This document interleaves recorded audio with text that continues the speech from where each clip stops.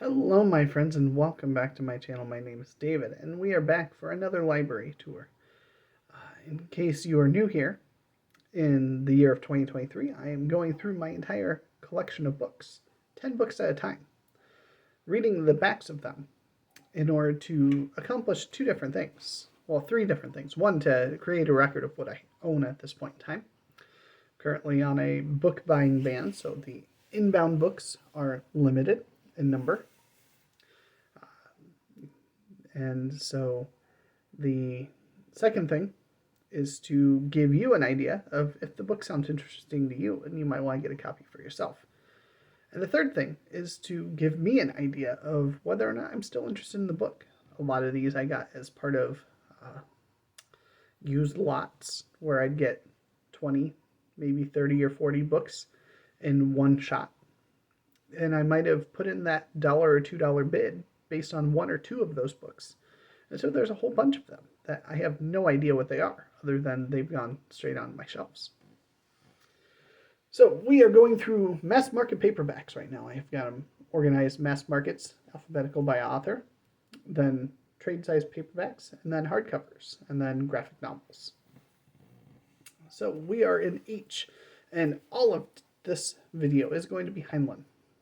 So we start here with The Puppet Masters by Robert A. Heinlein. I've read very little Heinlein so far, so if there's a great starting place, please let me know so that I make sure I jump on that one first when I get around to them. So The Puppet Masters, we have Attack from Space. Lock your doors. Never enter a dark place. Be wary of crowds. A man wearing a coat is an enemy. Shoot! This is a state of emergency. Invaders from another planet have landed in a flying saucer at Des Moines. It's pretty close to here. They are capable of controlling man's every thought and action. No one is safe. This is a fight for survival. The monsters must be stopped. The invasion must be repelled. There is no choice. It's your life or theirs. You must kill. So I'm immediately interested because I know Des Moines fairly well, so I'm curious, based on the setting, will there be anything recognizable in there? Next we have Farmer in the Sky.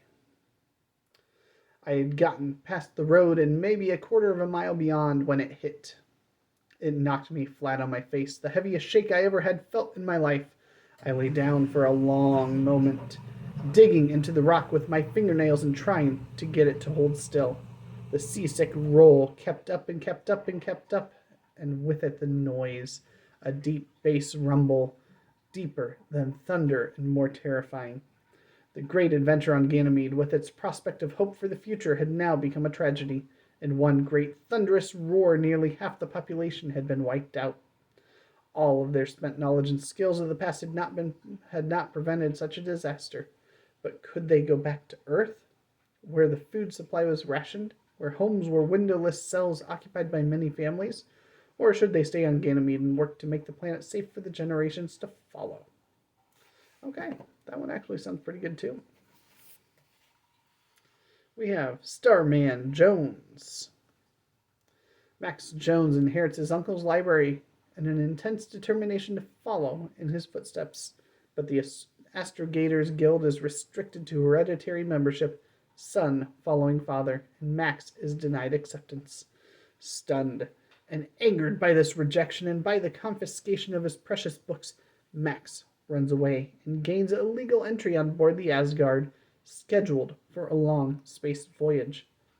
But this spiteful action results in more than he bargained for, as the ship becomes lost in space and faces a forced landing on an unknown star. Okay, sounds pretty good too. So we have a very mysterious book here. We have to look on the side, Citizen of the Galaxy. The lot with the Heinlein, there are some very, very poor conditions. I mean, if you see the back of that first one, it's falling apart. Pretty much all these Heinleins are a read it and then it's probably recycle. So we have Citizen of the Galaxy. There's no point in even holding this up like this for you to see it because there's nothing really there to look at. Slave, brought to Sargon in chains as a child, unwanted by all save a one-legged beggar, Thorby learned well the wiles of the street people and the mysterious ways of his crippled master. Outlaw, hunted by the police for some unknown treasonous acts committed by his beloved owner, Thorby risked his life to deliver a dead man's message and found himself both guest and prisoner aboard an alien spaceship. Citizen. Unaware of his role in an ongoing intrigue, Thorby became one of the freest of the free in the entire galaxy as the adopted son of a noble space captain, until he became captive in an interstellar prison that offered everything but the hope of escape. So there you go. That's probably about what the front cover had for the image there. So we have one that is recognizable to me for the title, The Muna's Harsh Mistress. Unfortunately, I can't read the back. There's no way of giving any kind of a sensible one. But I will read what's right in here. Earthworm Volley. Girl no bigger than Hazel vaulted up onto a rail of ramp, went dancing up at centimeters from shoulders of troopers pouring down. She was armed with what appeared to be a kitchen cleaver. Saw her swing it, saw it connect. Couldn't have hurt him much through his pea suit, but he went down and more stumbled over him. Then one of them connected with her, spearing a bayonet into her thigh, and over backwards she went, falling out of sight. Once out of juice, I jumped down from my toy counter, clubbed a laser and joined mob surging against foot of ramp. All this endless time, 5 minutes, earthworms had been shooting into crowd. You could hear sharp splat and sometimes plop. Those little missiles made as they exploded inside flesh, or louder ponk if they hit a wall or something solid. Was still trying to reach foot of ramp when I realized they were no longer shooting. That one is definitely sticking around to be read at some point in time, because I know it is one of his well-regarded ones. Here's a nice, really thin one. Orphans of the Sky. Hustlers of outer space. Earth is overpopulated, bursting at the seams with useless people in a world dominated by machines. The human race is restless. Now is the time for exploitation. A block of industrial tycoons plan the greatest real estate coup of all time when they sell the space-starved public a chance to become homesteaders on the moon. It was a great racket, but somebody else got there first. Okay? Based on how thin that is, I'm okay with that. We have Methuselahs Children. I've heard of this one too. This one's pretty thin.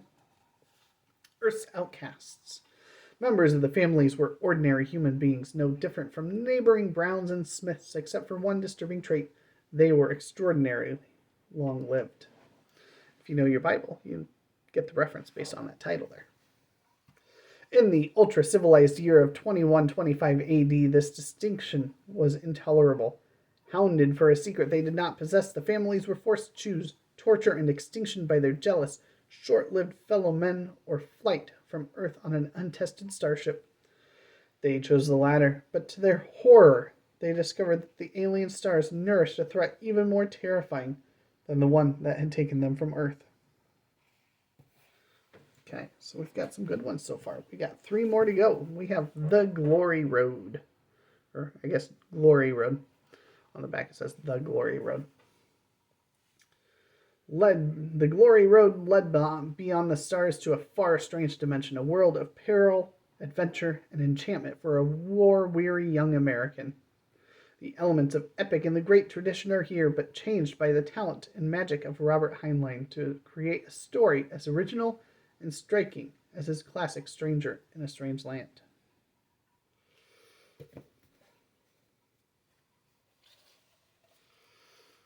So next we have The Green Hills of Earth, which, again, the side of this one is beat up.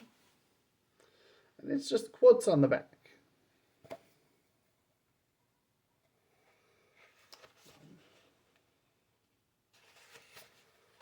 Yeah, there's absolutely nothing other than quotes to read from this. Although, the phrase The Green Hills of Earth derives from a story by C.L. Moore. Miss Henry Kuttner, and is used here by her gracious permission. So, there we go. Can't really tell you anything about that. Let me know what you know about it. And then we have Tomorrow the Stars. So this is edited and with an introduction by Heinlein. It's got Asimov, Kornbluth, Vonnegut, Labor, and many others in this top-notch science fiction anthology. From the best stories by such as top science fiction writers as C.M. Kornbluth, Kurt Vonnegut Jr., Isaac Asimov, Fritz Leiber, and many more, editor Robert A. Heinlein has selected 14 superbly original tales of the future. A blind reporter sees a Martian invasion. A college professor accidentally discovers the world-shaking principle of dynamopsychism. A man turns the tables on a ghost from the future. There we go. So let's take a look at what we've got here. Well, assuming that there's a table of contents. There we go. I have to get past the preface. So we've got The Silly Season by C.M. Kornbluth, The Report on the Barnhouse Effect by Kurt Vonnegut Jr. We've got The Monster by Lester Del Rey. Keyhole by Murray Leinster. Misbegotten Missionary by Isaac Asimov. Poor Superman by Fritz Leiber. So there we go. There's your table of contents on this one. So, 10 down, many, many more to go. After all, we're only in the H's, and this is... We're making decent progress, so there you go. I will catch you next time.